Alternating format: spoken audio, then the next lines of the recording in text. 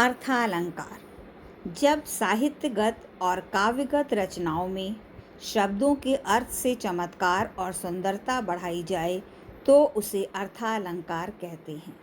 जैसे सागर सा गंभीर हृदय हो, गिर से ऊंचा हो जिसका मन। यहाँ व्यक्ति के स्थिर और गंभीर हृदय को सागर के समान और उसके मन के उच्च विचारों की तुलना पर्वत से की गई है। अर्थालंकार के अनेक भेद होते हैं।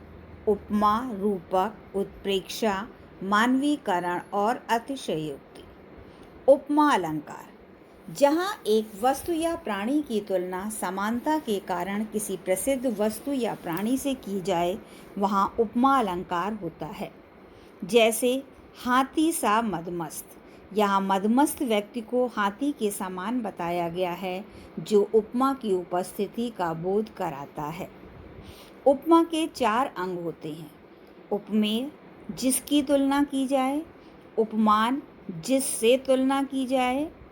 वाचक शब्द, वह शब्द जिससे समानता प्रकट की जाए, जैसे सा, सम, समान आदि। और साधारण धर्म या समान धर्म, वह गुण या क्रिया जो उपमेय और उपमान दोनों में पाया जाता है, अर्थात जिसके कारण दोनों को समान बताया जाता है। उपमा के 2 भेद होते हैं, पूर्णोपमा और लुप्तोपमा। जिस उपमा में ये चारों अंग होते हैं उसे पूर्णोपमा कहते हैं।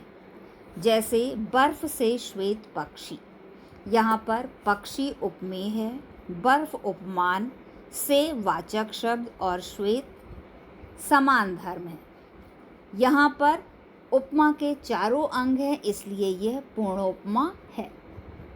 लुप्तोपमा, जिस उपमा में एक या अनेक अंग लुप्त हों उसे लुप्तोपमा कहते हैं। जैसे समुद्र सा प्रलयंकारी, यहाँ समुद्र उपमान, सा वाचक शब्द तथा प्रलयंकारी समान धर्म है, किंतु उपमेय नहीं है, इसलिए इसे लुप्तोपमा कहेंगे। रूपक अलंकार, जहाँ उपमेय में ही उपमान को आरोपित किया जाए वहाँ रूपक अलंकार होता है, अर्थात उपमेय को ही उपमान मान लिया जाता है। उदाहरण स्वरूप, शशिमुख पर घूंघट डाले अंचल में दीप छिपाए। इस उदाहरण में मुख पर शशि को आरोपित किया गया है, जिस कारण यहाँ पर रूपक अलंकार है।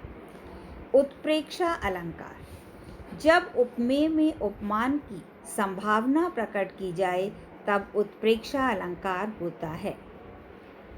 इस लक्षण के लिए मनु, जनु, मनु, जानो, जनु आदि शब्दों का प्रयोग किया जाता है।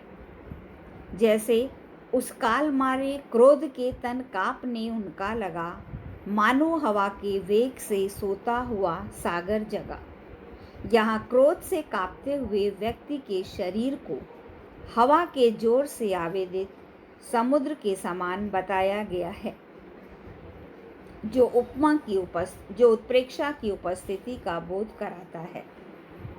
मानवीकरण, जब जड़ चेतन पदार्थों अर्थात प्रकृति पर मानवीय गतिविधियों और क्रियाकलापों को आरोप हो तो वहाँ मानवीकरण अलंकार होता है।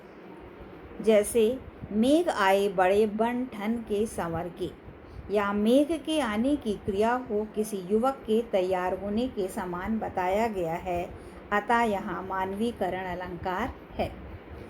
अतिशयोक्ति अलंकार, जब किसी गुण या स्थिति को बढ़ा चढ़ाकर वर्णन किया जाता है तब वहाँ अतिशयोक्ति अलंकार होता है। जैसे हनुमान की पूँछ में लगन न पाई आग, लंका सगरी जल गई, गए निशाचर भाग। यहाँ हनुमान की पूँछ में आग लगने से पहले ही सारी लंका के जलने की बात की गई है, अतः यहाँ अतिशयोक्ति अलंकार है।